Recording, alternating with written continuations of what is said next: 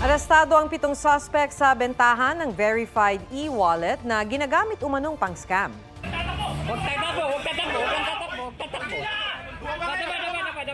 Nahuli ang mga suspect sa labas ng isang kainan sa Commonwealth Avenue sa Quezon City.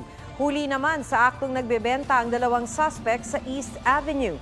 Nakumpiska ng NBI ang ilang SIM card na rehistrado sa mga e-wallet. Tinatawag ang mga itong mule account na ayon sa NBI ay ginagamit ng mga sindikato para iwas huli habang nagsascam.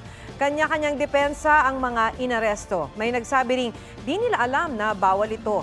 Nahaharap sila sa reklamong paglabag sa Access Device Act at SIM Registration Act. Huwag magpahuli sa mga balitang dapat ninyong malaman. Mag-subscribe sa GMA Integrated News sa YouTube. Sa mga kapuso abroad, subaybayan nyo kami sa GMA Pinoy TV at sa www.gmanews.tv.